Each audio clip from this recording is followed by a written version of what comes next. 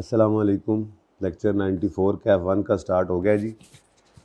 और बारिश शदीद है, कैट्स एंड डॉग्स वाली और चंद बच्चे मेरे सामने बैठे हैं, तो मेरे लिए तो एक भी काफ़ी था।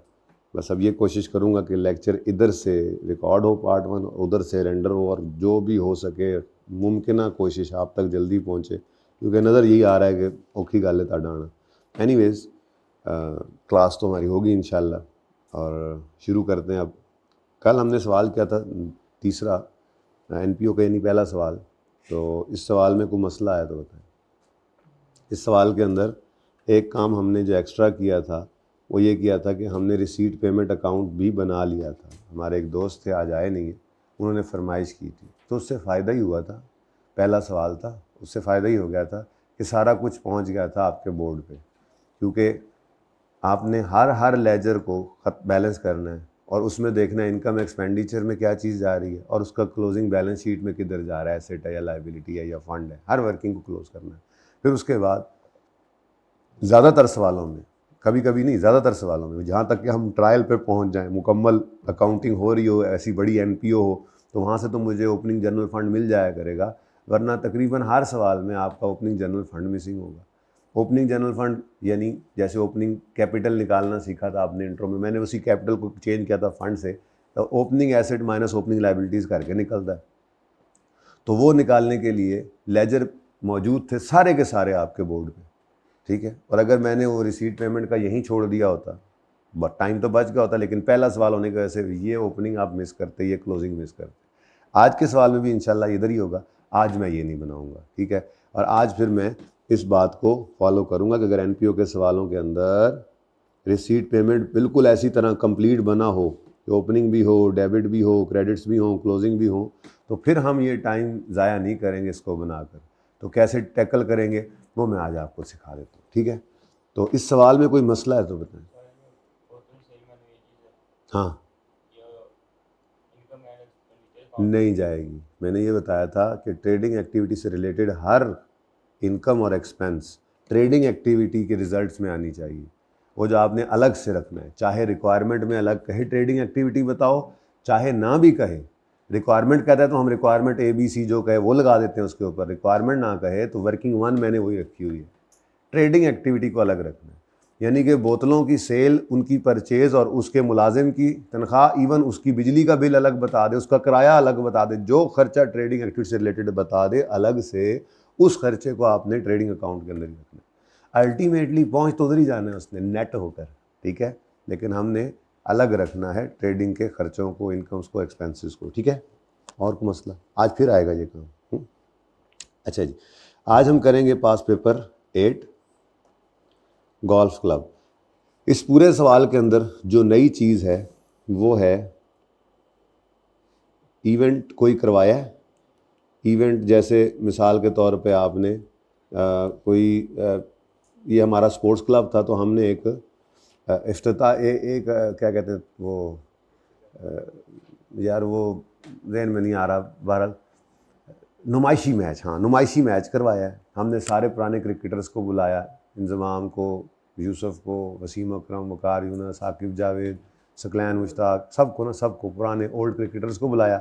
और दूसरी तरफ हम खुद जो 11 खिलाड़ी थे, हमने अपनी एक टीम बनाई, तो हमने एक ना नुमाइशी मैच करवाया। अब जाहिर सी बात है ये स्टार्स हैं अपने वक्त के बड़े, तो हमने इसकी थोड़ी एडवर्टीज़मेंट की और हमने जो है वो एक ग्राउंड श्राउंड बुक किया, फ्लड लाइट मैच जो है वो हमने करवाने का सोचा, और फिर उसके टिकट्स छापे और टिकट्स बेच रहे हैं। अब हम क्या कर रहे हैं, ये एक इवेंट कर रहे हैं। क्या कर रहे हैं? एक इवेंट कर रहे हैं, ठीक है।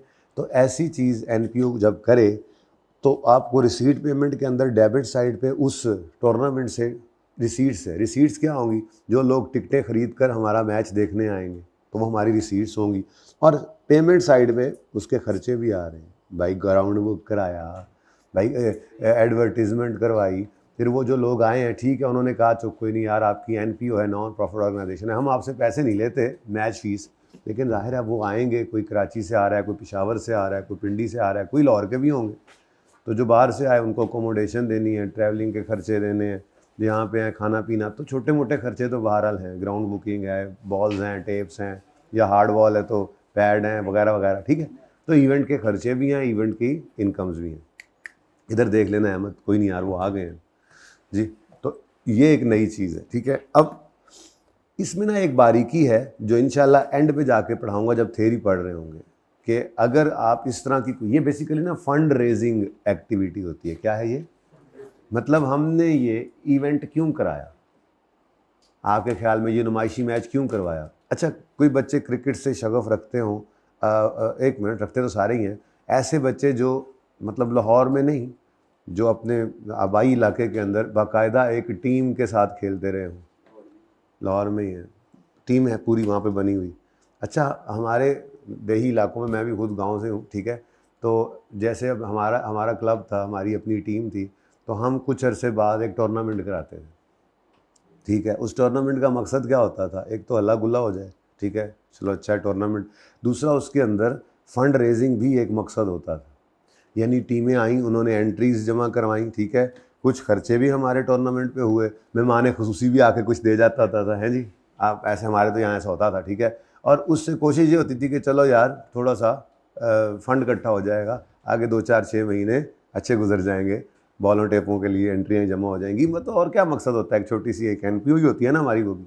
तो कोई भी एनपीओ इस तरह की फ़ंड रेजिंग एक्टिविटी करती है, किस लिए? ताकि कुछ फ़ंड रेज हो जाए, तो जाहिर है उसमें कुछ खर्चे भी आते हैं, ठीक है।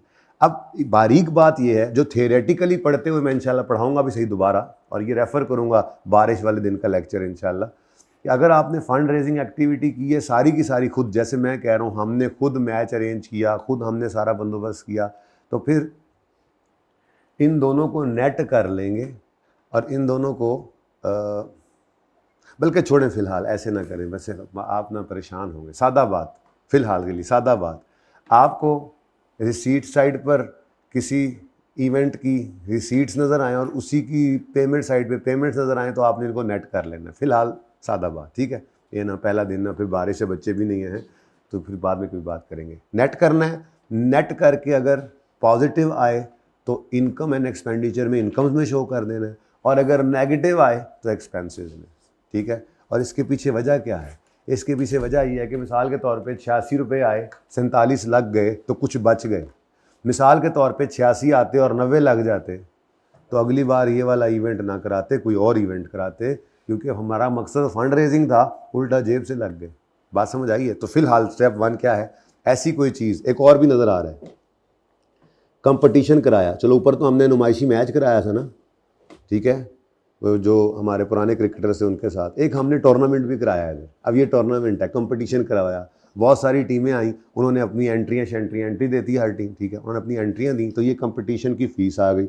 लेकिन हमें उन कंपटीशन के ऊपर, उस कंपटीशन के ऊपर कुछ एक्सपेंसेस भी करने पड़ते हैं।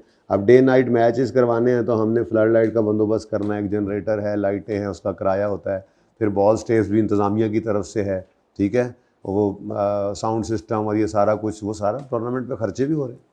तो हमने जो ये कंपटीशन करवाया, माशाल्लाह से ये भी क्या नज़र आ रहा है, पॉजिटिव ही नज़र आ रहा है। नेट क्यों करते हैं? ताकि अगली बार प्रोग्राम बनाना है इसका या नहीं बनाना है, इसका डिसीजन हो सके। तो एक ये नई चीज़ है, और एक ना बच्चों, ये एडजस्टमेंट है जो कि नई नहीं है, लेकिन आपकी इंट्रो की विटामिन या प्रोटीन की कमज़ोरी जो है वो यहाँ पे आ जाती है। कैंटीन मैनेजर है, कैंटीन इसका मतलब है हम रन कर रहे हैं, ट्रेडिंग एक्टिविटी हमारी क्या है, हमने वहाँ कैंटीन बनाई हुई है, उस मैनेजर को बोनस हम देते हैं। अब बोनस देना मसला नहीं है, बोनस किसका दिया जाता है? नॉर्मली प्रॉफिट की परसेंटेज। पर मुसीबत क्या थी, ये उम्मीद है आपने इंट्रो में पढ़ा होगा, वैसे मैं आपको समझाऊंगा, पर एंड पे जाके ये पॉइंट समझाऊंगा, टाइम ना मिला तो कल भी समझा सकता हूँ, ठीक है। आज वैसे ही 20 मिनट बच्चों का वेट करता रहा मैं। तो ये लिखा हुआ है कि उसको बोनस मिलना है equal to 20% of canteen profits after bonus. मसला पता है क्या है? मसला ये है कि आपने ये जो वर्किंग की हुई है, सेल्स लिखोगे, लेस कॉस्ट ऑफ सेल्स लिखोगे, ऐसे ही है, जीपी पे आ गए, उसके बाद यानी प्रॉफिट पे आ गए, चलो मैं प्रॉफिट, चलो जीपी पे आ गए, और कुछ आपने उसमें से एक्सपेंसेस लेस किए, अब आप नेट प्रॉफिट पे आ गए। अब ये नेट प्रॉफिट है जिसमें से अभी आपने बोनस माइनस नहीं किया। अब सादा बात क्या होती, भीग गया मेरा भाई आज, सादा बात क्या होती, एसी बंद तो नहीं करवाना, अगर ठंड लगे तो बता देना, गड़बड़ है, मुझे भी जुकाम लग गया कल। हाँ, ये वाला एसी यार बंद कर दो, एक वो चलता है, हैं, तो फिर सारे ना बंद कराओ, इनको ऊपर कर दो, ऊपर, इनको हवा ना लगे, बस ज़माने की इनको हवा ना लगे। अच्छा, तो अब नेट प्रॉफिट जो है ये बिफोर बोनस यहाँ पर है। अब आसान बात क्या होती कि बोनस की परसेंटेज इस फिगर के ऊपर लग जाती। ये तो सिंपल केस था, पर जालिम ने क्या लिख दिया, नेट प्रॉफिट आफ्टर बोनस की परसेंटेज बोनस देंगे इसको। अब ये एक अकाउंटिंग की छोटी सी मार है जो अकाउंटेंट ने दी, मशवरा दिया होगा ना, अब ये पता नहीं है, तो एक छोटी सी मैथमेटिकल कैलकुलेशन है, कोई अकाउंटिंग का कॉन्सेप्ट नहीं है, तो ये आपने पढ़ा होना चाहिए, लेकिन खैर मैं तो पढ़ाऊंगा ही। तो ये एक छोटा सा पॉइंट है, इसके अलावा इस सवाल में इंशाल्लाह आपको कुछ मिलना नहीं है, ये रिपीट टेलीकास्ट ही होगा। बट देखो, आज ट्रेजरर ऑफ गोल्डक्राफ्ट ने प्रोड्यूस किया following receipt payment account for the year 31 दिसंबर 12, और रिसीट पेमेंट आज फिर उसी शक्ल में मौजूद है। ओपनिंग है, डेबिट्स हैं, क्रेडिट्स हैं, क्लोजिंग है। अब इतना बड़ा लेजर मैंने कल दोबारा बनाया था, मैंने क्या किया था, वही चीज़ें दोबारा लिख ली थी, तो बना बनाया लेजर मौजूद है। वो उधर लेजर बनाने की बजाय क्या करूँगा मैं, जो डेबिट करके कहीं क्रेडिट करता था ना, वो डेबिट करने की बजाय यहाँ पे यूँ करूँगा, डेबिट टिक और क्रेडिट, ये वाला क्रेडिट टिक और उधर डेबिट, ठीक है। लेकिन बस ख्याल सिर्फ दो रखने पड़ेंगे। ख्याल नंबर एक, जो बच्चे भूल जाते हैं, अगर इसको पर्चे के ऊपर ही छोड़ दें, ना बनाएं, तो दो गलतियां बच्चों से हो जाती हैं आमतौर पे। एक के ज़रा कम चांसेस, दूसरे के बहुत ज़्यादा। कम चांसेस किसके हैं, क्लोजिंग बैलेंस जो है इसको बैलेंस शीट पे लेके जाना भूल जाते हैं करंट एसेट्स में, क्योंकि आदत क्या है, जो लेजर्स बोर्ड पे पड़े हैं वो लेजर्स का क्लोजिंग जाएगा, ठीक है, जो इधर रह गया वो इधर रह गया। चलो, इसका फिर भी चांस कम है, कहते हैं चलो कैश एंड बैंक नज़र नहीं आता ना बैलेंस शीट में, यार क्लोजिंग, अच्छा हाँ ये पड़ा है। ज़्यादा बड़ी गलती कौन सी करते हैं, ओपनिंग जनरल फंड, मैंने आपसे अर्ज़ किया कुछ लेट आने वालों से पहले कि ये 90% क्वेश्चन में ट्रायल जब तक नहीं आ जाता, बड़ी एनपीओ ट्रायल, बड़ी एनपीओ जो होती है ना, उनमें प्रॉपर अकाउंटिंग स्टाफ होता है, अकाउंटेंट्स होते हैं, सिस्टम होता है, तो लेजर्स बनते हैं, ट्रायल बनता है, वो वाली ऑर्गेनाइजेशन की बात नहीं, छोटी ऑर्गेनाइजेशन है जिनमें कल अहमद ने जाके मीटिंग करके अकाउंट्स बनाने शुरू किए हैं ना, मुर्गे फंसा रहा है नए नए क्लाइंट्स। तो ऐसी ऑर्गेनाइजेशन के अंदर 90% क्वेश्चन में आपको ओपनिंग जनरल फंड मिसिंग ही मिलेगा, और वो निकालना पड़ेगा आपको opening assets less opening liabilities करके। कल ये पॉइंट समझ आया था जाते जाते, मुश्किल बात नहीं थी। Opening equity is equal to asset minus liability से मैंने इक्विटी को चेंज करके फंड बनाया था, ठीक है। अब जब opening assets less opening liabilities करते हैं ओपनिंग जनरल फंड निकालने के लिए, तो सारे लेजर्स बोर्ड पे मौजूद जो हैं, मतलब जो आपने वर्किंग की है उसकी ओपनिंग आप वहाँ से उठा लेते हैं, ये भूल जाते हैं। तो ये दो ख्याल रखने हैं, ये दो ख्याल रख लो तो आपके कम से कम भी 5 मिनट आज सवाल के अंदर बच जाना है, ये लेजर सिर्फ ना बनाने से, ठीक है, सिर्फ टिक करते जाएंगे, ठीक है। अब हाँ जी, क्या पहली बात क्या कही थी आपको? अच्छा, एक चीज़ मैंने लिखवाने का सोचा था, याद है आपको, यहाँ पे पॉइंट नंबर 3 मैंने लिखवाने का सोचा था, जब मैं पहुँचा था पेमेंट फॉर बॉटल परचेजेस पर, फिर मैंने कहा था आज ना लिखो, क्योंकि आपने खुद ही मान लिया था कि पेमेंट फॉर बॉटल परचेजेस का मतलब है पेमेंट टू क्रेडिटर्स, ठीक है। लेकिन जब सिर्फ लफ्ज़ परचेजेस लिखा आएगा तो क्या करना है, पूरे एनपीओ के लिए असूल है, वो भी आज ही लिख लेते हैं, ठीक है। वो क्या है, अब देखो यहाँ पे क्या लिखा हुआ आ रहा है, कैंटीन पेमेंट्स, क्या लिखा हुआ आ रहा है, इसका मतलब आपको क्या लग रहा है, कैश परचेजेस है, क्या लग रहा है, सादा बात, कैश परचेज लग रही है ना। लेकिन मसला ये, अगर इसको कैश परचेजेस ले लिया ना, तो नीचे सवाल के अंदर ओपनिंग क्लोजिंग बैलेंसेस में देखो तो कैंटीन ट्रेड पेबल्स आ रहे हैं, ये ऐसे ही रह जाएंगे। तो पूरे एनपीओ के टॉपिक के लिए ये असूल बता रहा हूँ आपको।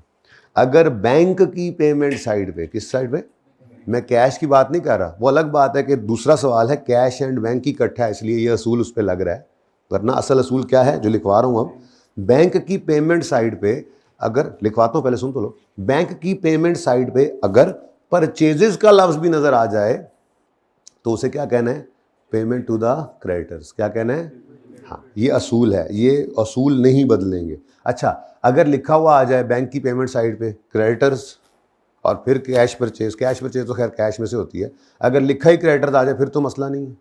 अच्छा, बैंक की पेमेंट साइड पे परचेजेस लिखा हुआ है या क्रेडिटर लिखा हुआ, तो आपने क्रेडिटर में डाल दिया, फिर कैश की अगर अलग से उन्होंने बताई हुई हो खर्चों की बात और कैश में परचेज आ रही तो वो कैश परचेज ही होगी। असूल सिर्फ किसके लिए बनाया हमने, तो ये लिख लो यहाँ पे ये तीसरा असूल जहाँ पे असूल लिख रहे थे ना एनपीओ के सवालों में,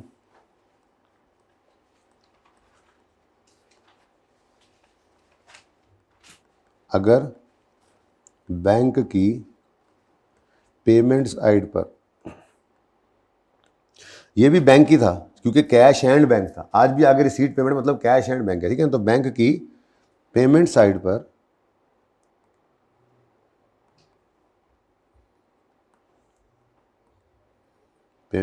पर अगर परचेजेस भी लिखा हो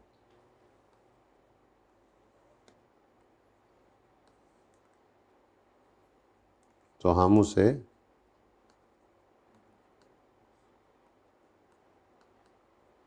पेमेंट टू क्रेडिटर्स अज्यूम करेंगे, ठीक है जी।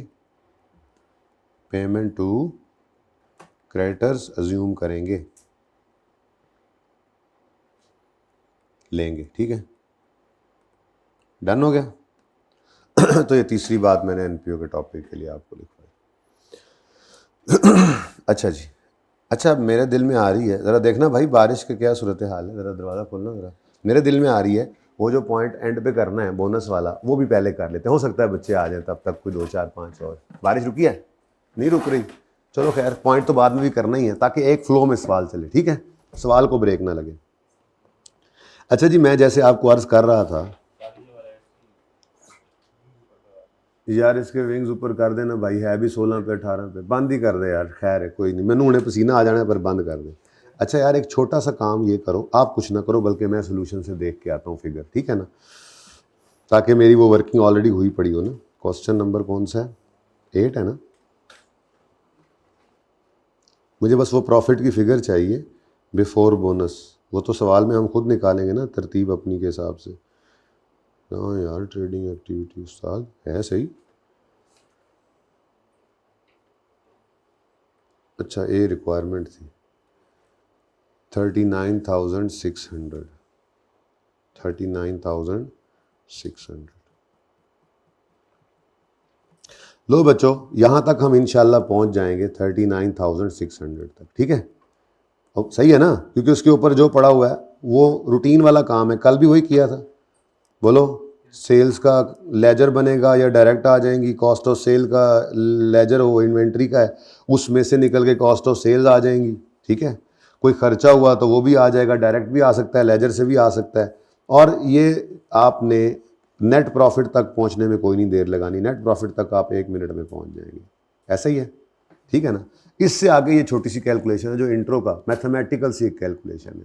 तो कैलकुलेशन क्या है? देखें बच्चों, 2 ऑप्शन होते हैं, आपको बोनस 2 तरह से वो दे सकता है। बोनस परसेंटेज को अगर वो लिंक करता है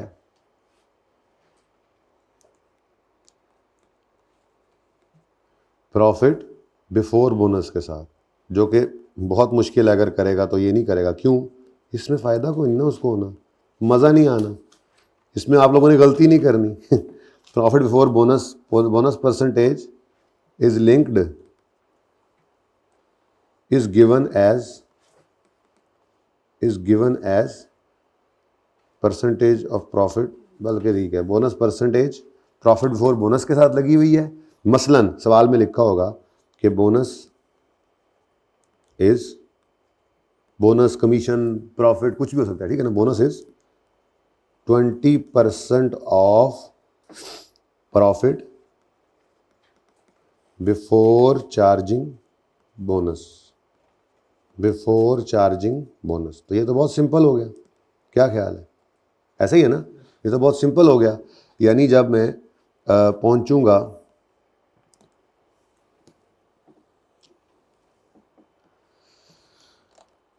यही लिख लेता हूँ यहाँ पे दोबारा यार, जब मैं यहाँ पर पहुँच चुका हूँगा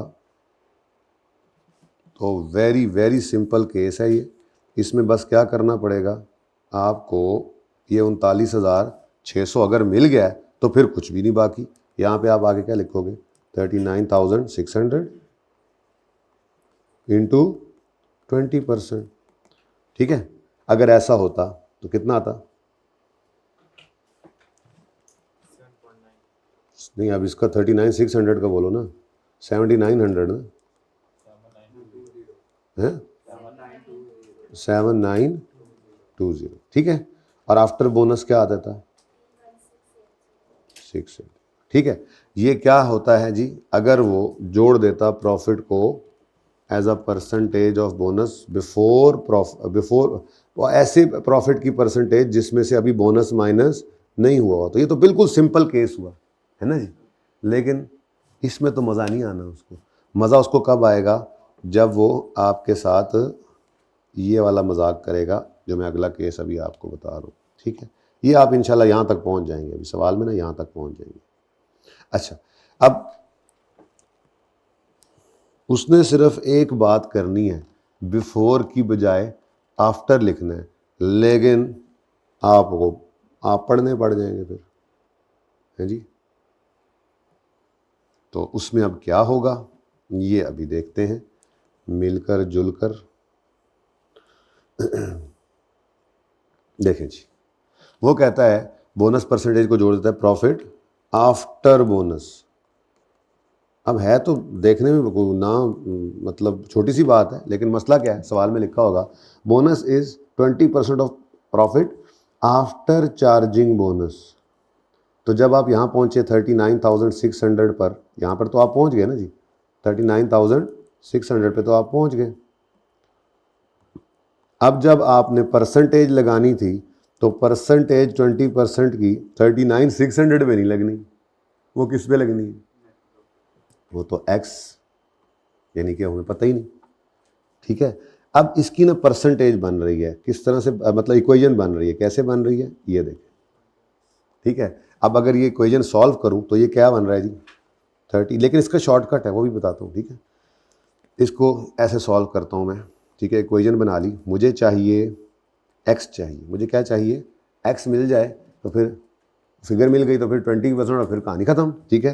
तो एक्स फाइंड करना है तो इक्वेशन क्या बनी है, 39,600 minus 0.2x is equal to x. अब कैलकुलेटर ने खुद बता देना है आपको, लेकिन बहरहाल माइनस 0.2x है, इधर जाके प्लस हो जाएगा तो ये 1.2x हो गया, x इधर छोड़ दिया आपने, 1.2 डिवाइड हो गया, आंसर क्या आया 33,000।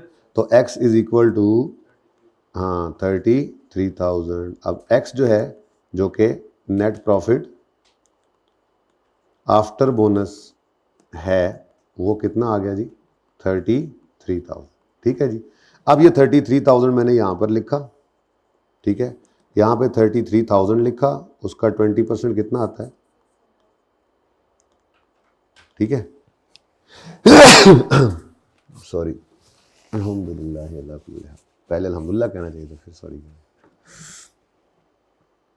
ये बात समझ आई है, ठीक है। ये इसलिए बता दिया कि आप लोगों को पर्चे के अंदर भूल जाए वो फार्मूला जो भी लिखवाने लगा हूँ, तो आपकी बचत हो जाए। फार्मूला क्या है, इसका शॉर्टकट भी है। वो शॉर्टकट क्या है, आपने बोनस निकालना हो और वो कह दे कि बोनस जो है वो ऐसे प्रॉफिट का है जो आफ्टर बोनस है, तो बोनस की फिगर निकालने के लिए एक फार्मूला है। वो क्या है, आप net profit before bonus, bonus तो आपके पास है ना, बोलो नेट प्रॉफिट बिफोर बोनस तो है, उस नेट प्रॉफिट बिफोर बोनस को कैसे लिखूं, ऐसे लिखता हूँ, नेट प्रॉफिट बिफोर बोनस को आप डिवाइड कर देंगे 100 प्लस बोनस परसेंटेज से और मल्टीप्लाई कर देंगे आप बोनस परसेंटेज।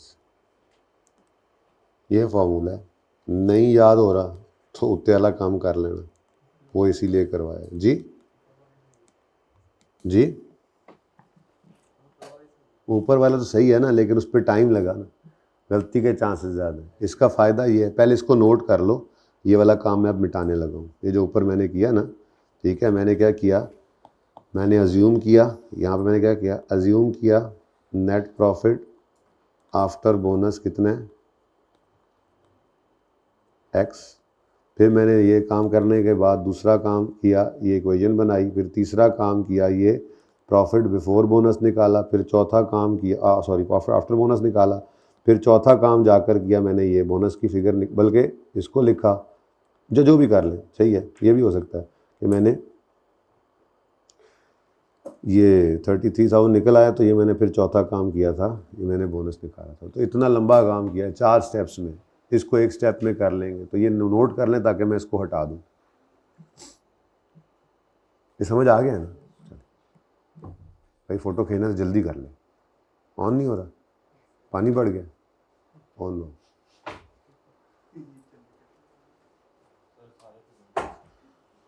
अभी नहीं ना, अभी चलो ठीक है। वैसे अभी मैं चाह रहा था कि फॉर्मूला लिख लेता मैं।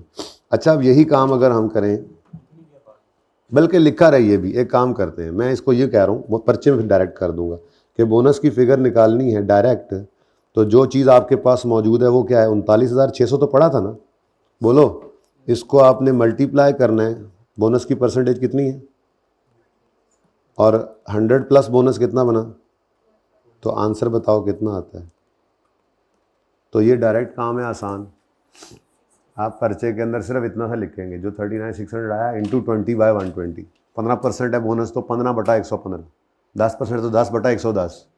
तो ये याद रह जाए तो शॉर्टकट मौजूद, ना याद रहे तो लॉन्ग कट मौजूद। तो अब पिक्चर खींच लो इसकी, ठीक है जी।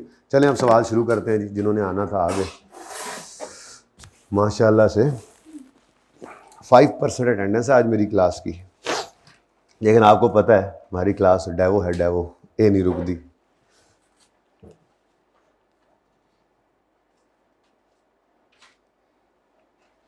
भाई एक काम करो, यहाँ पे पार्ट 1 क्लोज कर दो, और यहाँ से पार्ट 1 जो है ना, 1 मिनट, ये फ़ौरन उनको भेजो। नहीं को जैसे भी है कुछ भी करें, अभी तो बाकी क्लासेस भी नहीं चल रही होंगी, रेंडर करें, यूट्यूब पे तो चलाएं, ठीक है। पोर्टल पे लेट होता ही है, उनका मसला है, टाइम लगता है, तो फ़ौरन बंद करें आप।